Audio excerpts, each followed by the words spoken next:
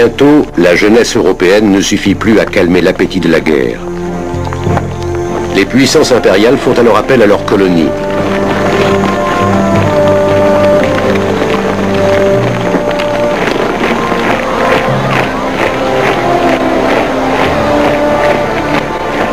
Par le biais des journaux locaux, l'Empire britannique exhorte les Africains à combattre sous son drapeau. Cette guerre est une guerre mondiale. Sans vous, vos camarades blancs ne peuvent rien faire.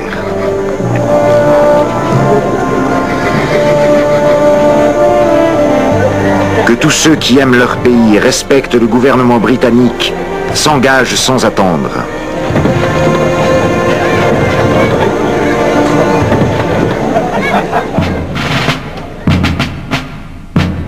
Kandé Camara, ressortissant de l'Afrique occidentale française, s'enrôle contre l'avis de son père.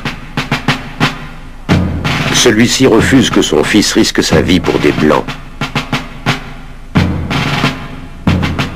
Je t'en prie, pardonne-moi. Si je pars, c'est uniquement pour notre maison.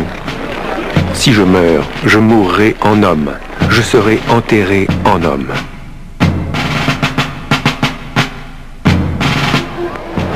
Des dizaines de milliers d'Africains embarquent pour l'Europe.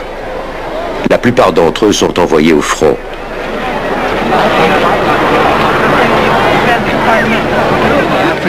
Les Africains qui avaient hérité d'une tradition guerrière de leurs ancêtres étaient absolument déconcertés. Ils avaient énormément de mal à comprendre comment les Européens faisaient la guerre. Aucun dans la guerre des Blancs, on n'a même pas le temps de penser « j'ai soif » ou « j'ai faim ». On se bat, et on se bat encore jusqu'à ce que le cœur dise « j'ai peur ».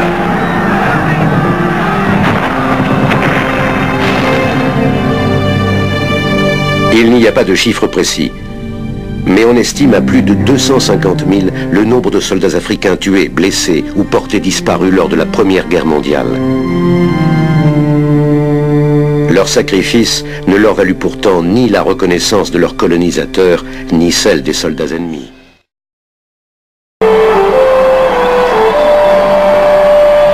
Le conflit en Europe a amené la prospérité économique aux États-Unis. Les nations en guerre ont besoin des matières premières, des armes et de l'argent de l'Amérique.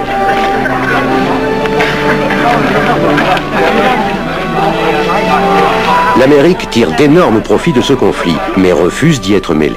Mais au début de 1917, les Allemands ont voulu mettre Wilson au pied du mur.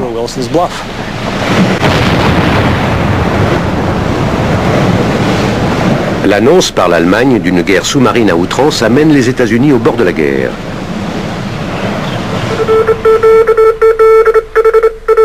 Puis, une simple dépêche diplomatique allemande est interceptée. C'est la goutte d'eau qui fait déborder le vase. Ce message top secret envoyé au gouvernement mexicain invite le Mexique à déclarer la guerre aux États-Unis.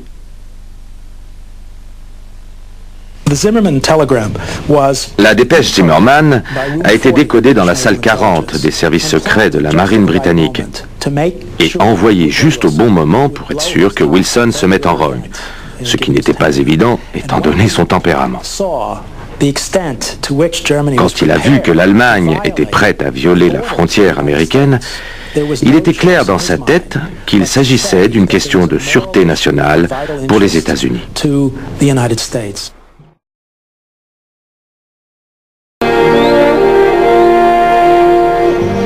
Le 2 avril 1917, le président Woodrow Wilson demande au Congrès de déclarer la guerre. Plus de 2 millions d'Américains s'engagent. 3 autres millions sont mobilisés. Woodrow Wilson sait qu'avec une telle armée, c'est la victoire qu'il apporte aux Alliés.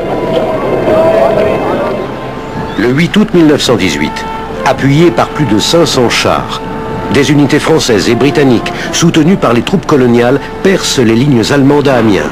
L'armée allemande se retire sur son imposant ouvrage de défense, la ligne Hindenburg. Le général Douglas Haig, commandant des forces britanniques, lance une série d'offensives.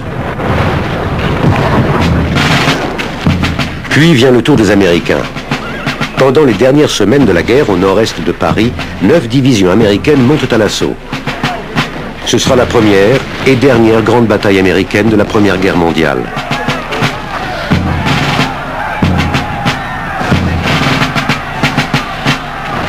En seulement 3 heures, l'armée américaine enverra plus d'obus que durant toute la guerre de sécession.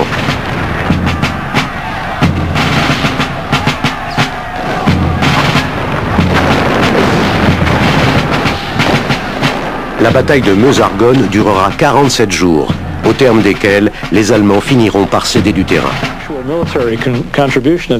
En fait, la contribution militaire des États-Unis au conflit est minime. Si la présence des Américains a eu une influence sur la décision de l'Allemagne de capituler, ce n'est pas à cause du succès de la bataille de Meuse-Argonne ou d'ailleurs. C'est parce que l'entrée de l'Amérique dans la guerre et le fait que ses troupes traversent l'Atlantique aussi rapidement et en aussi grand nombre laissaient présager aux Allemands la perspective de renforts illimités du côté des Alliés. L'armée allemande bat désormais en retraite sur tout le front ouest. Les hommes, épuisés et abattus, capitulent par milliers.